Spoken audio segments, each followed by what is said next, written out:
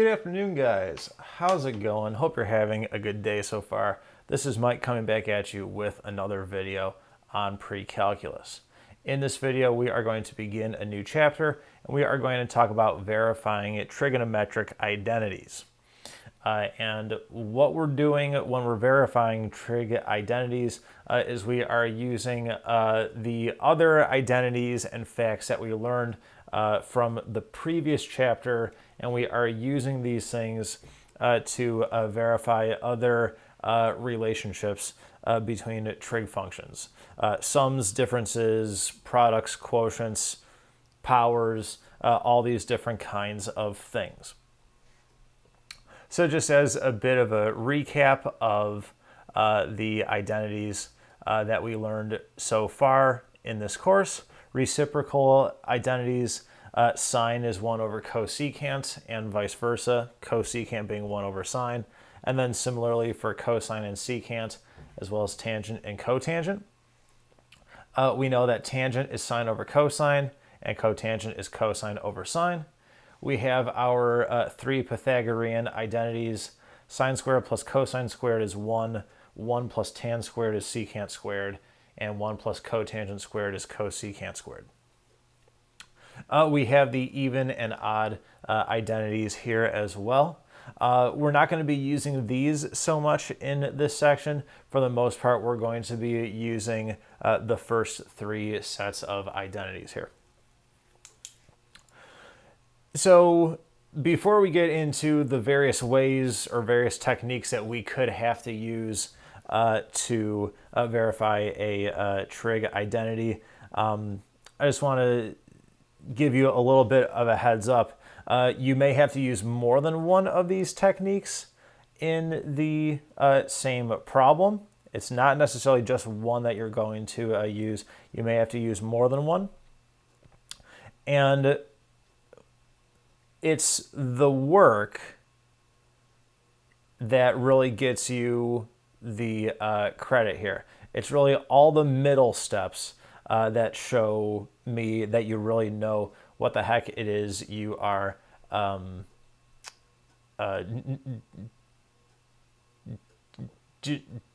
doing here. You'll be asked to verify a given trig identity. You'll be told that two things are equal to each other, but you have to show how we get from one thing to the other. It's all that middle work, all the steps in between the two things that get you the credit here. So without further ado, let's get into some of these techniques that we can use. First one, changing things to be just in terms of sine and cosine. This is one that you will have to do most of the time.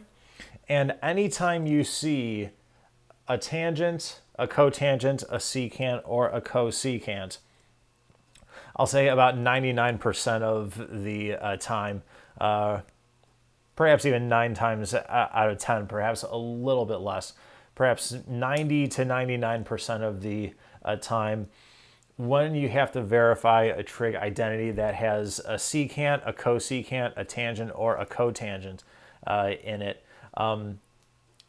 you'll want to switch those things to be in terms of just sine and cosine, because there's then other operations you would do with it to get the sides to equal each other. So here is a sample here. We want to verify that sine x times tan x plus cosine x is equal to secant x. So I have this problem written here. Let's verify this. Now, what you're going to do when you write these up is you're going to start with one side, typically your left-hand side, but really it doesn't necessarily require you to do it that way. But you typically start with your left-hand side, and then you go step by step, and you show that you can then get that to equal the right-hand side of your given equation.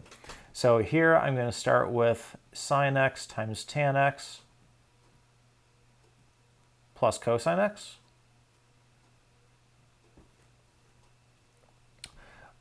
Well, I'm going to take this tangent and change it to be in terms of sine and cosine. So I'm going to have sine x times a sine x over cosine x. So I'm going to have sine squared x divided by cosine x plus cosine x. Just as a little bit of a recap here, having sine to the nth power of x, that's the same thing as saying sine of x, that entire function raised to the nth power there. And same thing works for cosine, tangent, cosecant, secant, and cotangent there. Okay, I have a fraction here. I actually have a fraction here. The bottom is really just 1. So let's write this all as one fraction. So I'm going to multiply on the top and bottom of this fraction here by a cosine x. And that's going to give me cosine squared x on the top. So I have sine squared x plus cosine squared x, all divided by cosine x. But using our Pythagorean identities, we know that sine squared x plus cosine squared x is equal to 1. So this equals 1 over cosine x, and 1 over cosine x we know is equal to secant x. So that's how we verify these things. We start from one side, typically our left-hand side, and then we change things, in this case, to be in terms of sine and cosine, and then you do basic mathematical calculations or operations, taking a fraction and a non-fraction and writing that all as one fraction, and then making substitutions using our known identities to get it to equal the right-hand side. Another thing we can do is we can factor. We can pull out a common factor from terms, and then perhaps what's left over we can use one of our known identities on, and we can get to our right-hand side. So the example for that one there, sine x minus sine x times cosine squared x equals sine cubed x.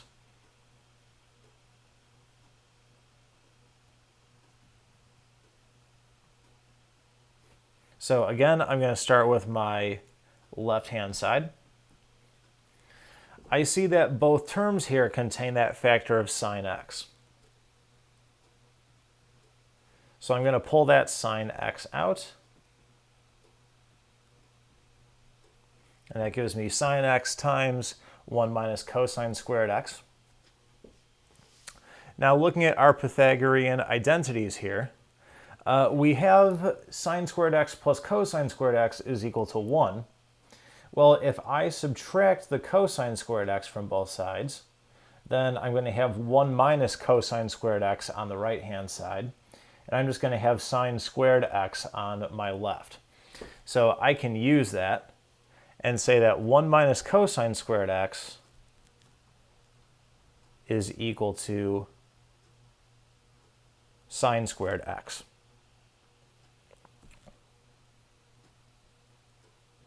Sine x there. And now sine x times sine squared x is equal to sine cubed x. So there we go. Here's another verification problem. Overall, not as involved, fairly basic, but still a valid thing that we can do.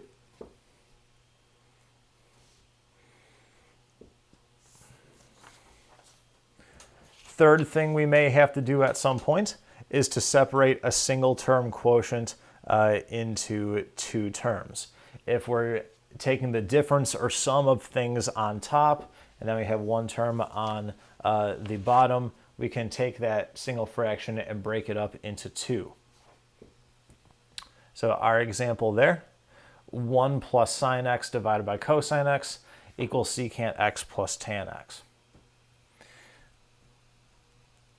So again, we have our left-hand side.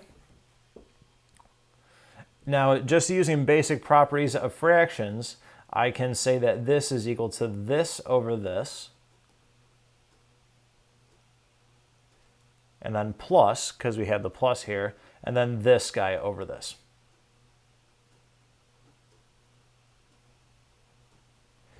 And then we have 1 over cosine x is secant x, and sine x over cosine x is tan x.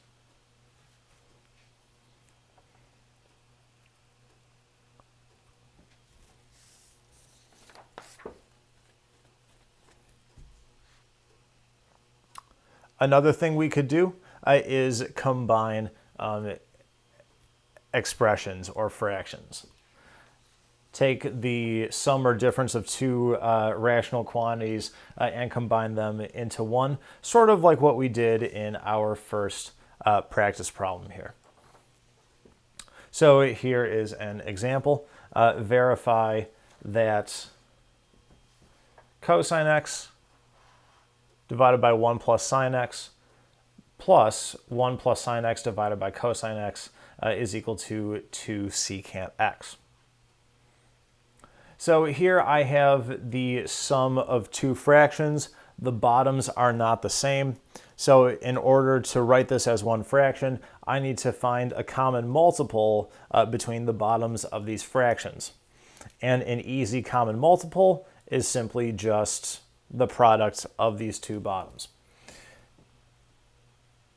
So cosine x divided by 1 plus sine x plus 1 plus sine x divided by cosine x equals, if I multiply on the top and bottom by a cosine x, that's going to give me cosine squared x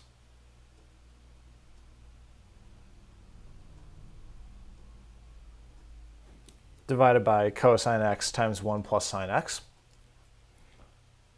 plus, here I'll multiply on the top and bottom by a 1 plus sine x.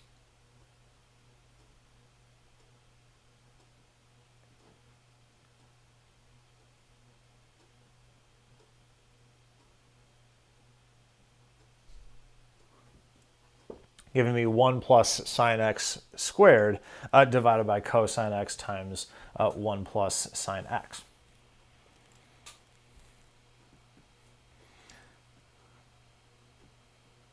We can now write this obviously as one fraction, and then foiling out this guy here,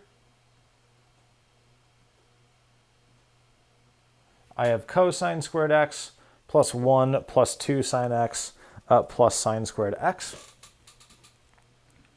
all over cosine x times 1 plus the sine of x. Okay, let's do some more work with this. We need to get down to, in the end, 2 times secant of x. We're not quite there yet, clearly. We have a whole bunch of stuff in here that we need to combine or cancel out somehow. So let's see how we do that. I look on the top, and I notice that I have a cosine squared x plus a sine squared x. Using my Pythagorean theorem, that's going to be 1. So if I take that 1 and add the other one here, I'm going to get 2 plus 2 times the sine of x divided by cosine x times the quantity 1 plus sine x.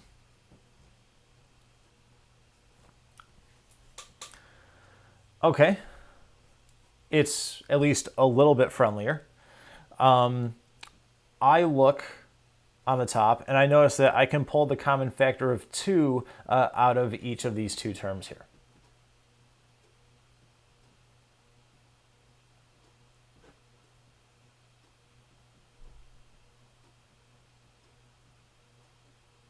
and that gives me 2 times the quantity 1 plus sine x divided by cosine x times the quantity 1 plus sine x. I see a common factor here. I can cancel those out, and I have 2 divided by cosine x, and we know that 1 over cosine x equals secant x, so we have 2 secant x, which is exactly what I wanted to arrive at from my given problem. So this one, more involved, more work, but still we're using all those basic identities and basic properties to verify this trig identity.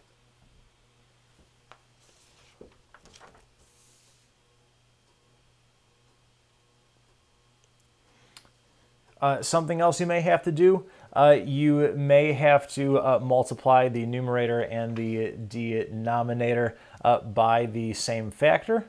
And then you may also have to work with each side separately.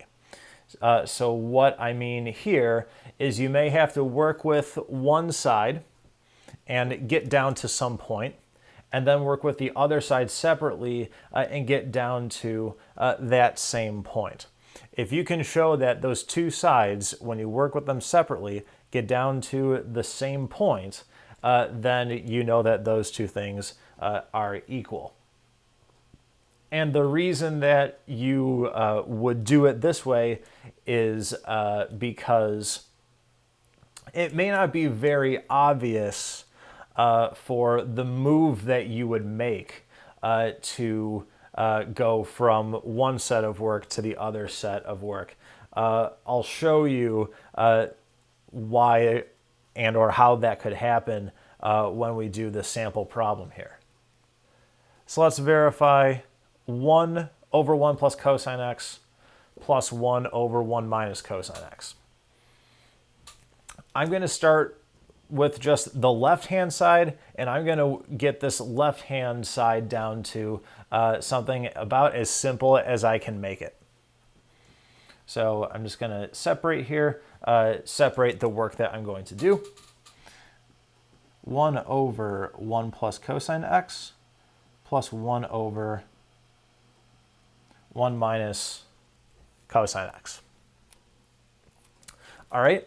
I have the sum of two fractions. The bottoms are not the same. So let's rewrite this all as one fraction. And let's do that by finding a common multiple between the bottoms and then multiplying by the appropriate thing on the top. So I'm going to need a 1 minus cosine x on the top and bottom here. And then a 1 plus cosine x on the top and bottom here. So this is going to give me a 1 minus cosine x divided by 1 minus cosine x times 1 plus cosine x plus 1 plus cosine x divided by 1 minus cosine x times 1 plus cosine x. And now I'm just going to add these two fractions here, and I'm just going to add their tops. So I have a plus cosine x plus a minus cosine x. Those cancel out. And then I have 1 plus 1, or 2. And then if I multiply these bottoms, what I have here is really a difference of two perfect squares. I have 1 squared minus cosine x squared, or 1 minus cosine squared x. And we know that from a previous problem, 1 minus cosine squared x is equal to sine squared x.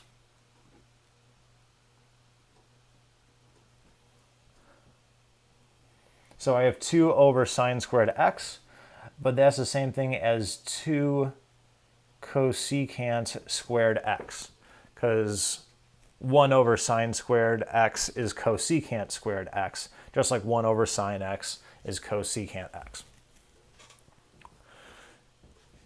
Okay, so I've taken this left-hand side down as much as I possibly can. I'm now going to work with my right-hand side and see if I can get that down to this same thing here. I want to see if I can take 2 plus 2 cotangent squared x and get it down to 2 cosecant squared x.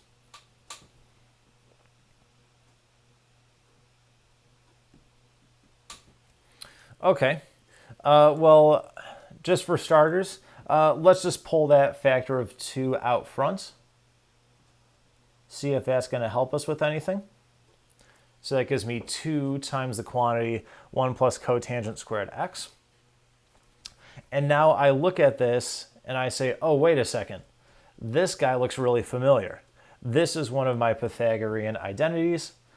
And 1 plus cotangent squared x is indeed equal to cosecant squared x. So we see now we have the exact same thing there.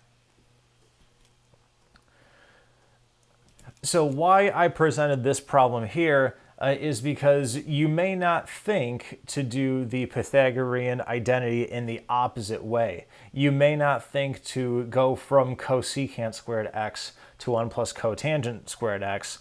You'd be more familiar with going from this guy to this guy.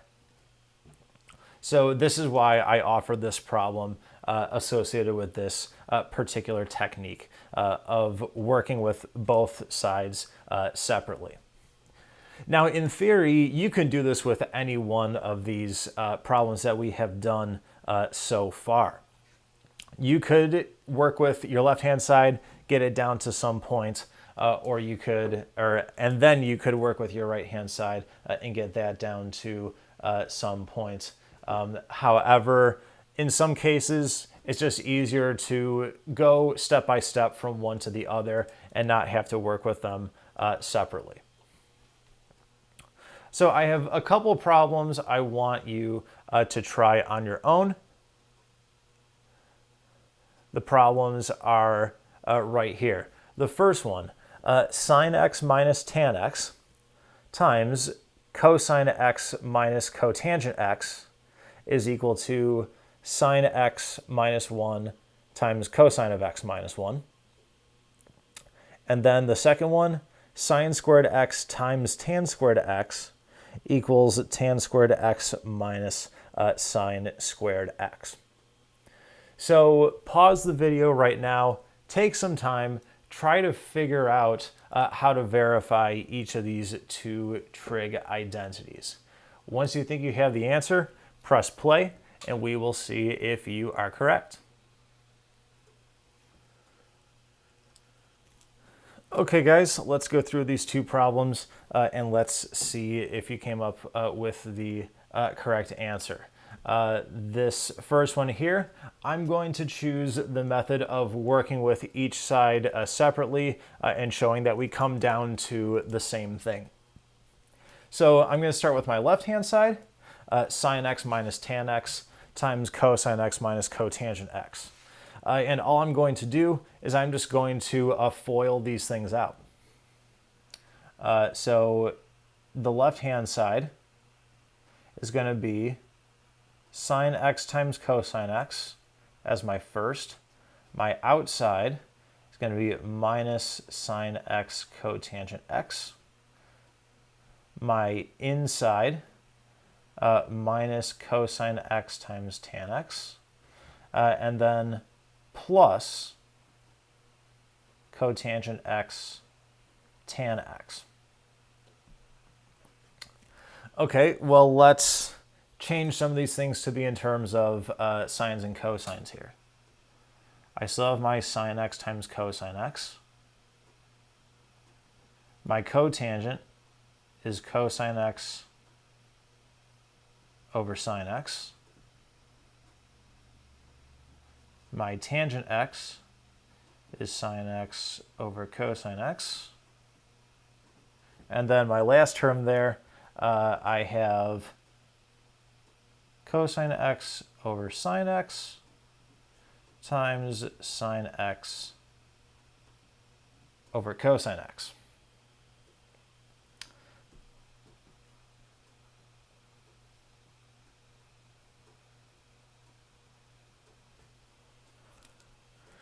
All right, here I have a sine x on the top and a sine x on the bottom.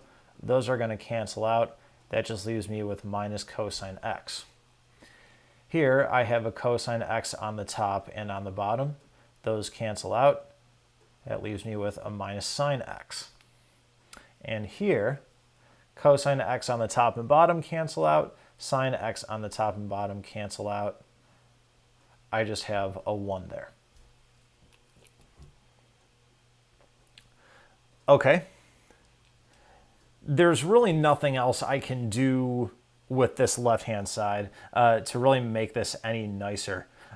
So that is where I'll stop with my left-hand side. Let's work with my right-hand side. And hopefully we can get it to equal this thing right here. Sine x minus 1 times cosine of x minus 1. Once again, I'm just going to FOIL these things, and let's see what happens. First, sine x times cosine x, outside, inside, and then last. And what do you know? These two things right here are indeed the same quantity. So there we go. Overall, not too bad of a problem to solve there. So fairly friendly for that first one. Let's see what the second one becomes. For the second one, once again, I'm going to use the same method. I'm going to work with each side separately and try to get them down to the same point. So sine squared x times tan squared x. If I change to sines and cosines, tan squared x is sine squared x divided by cosine squared x. And then the sines on top multiply to give me sine to the 4th of x divided by cosine squared x. Okay. Really not much more I can do with this left-hand side. There's really nothing else I can throw in there, nothing else I can really use any other identities on to make this any friendlier. So let's work with our right-hand side now, and let's see if we can get it down to this quantity right here. Tan squared x minus sine squared x. Okay, again, change to sines and cosines.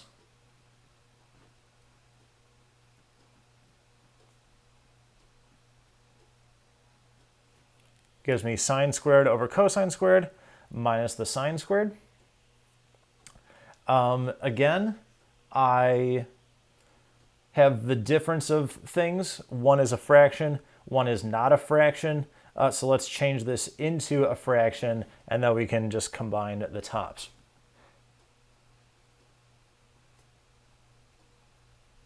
And when you do that,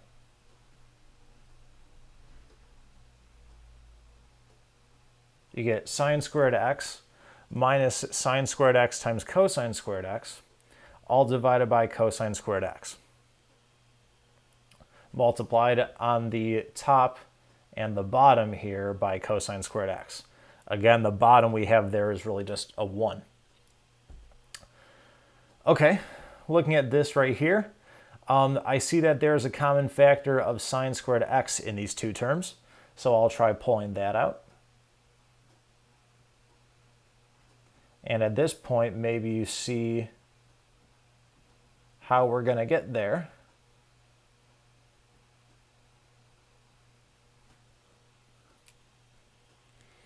So here I have sine squared x times the quantity 1 minus cosine squared x, all divided by cosine squared x. And 1 minus cosine squared x, as we saw earlier, is sine squared x.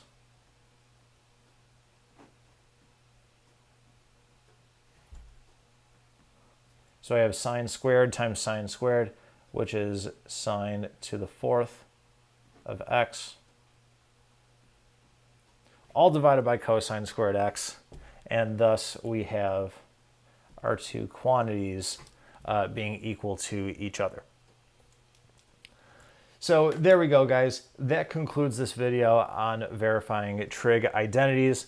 There's many possible techniques you could use. There is no one specific correct way to verify trig identities. There is more than one way to come up with a valid verification. The question is, what method do you use? How do you get there? And is it actually valid? Are you doing proper mathematical operations with those things?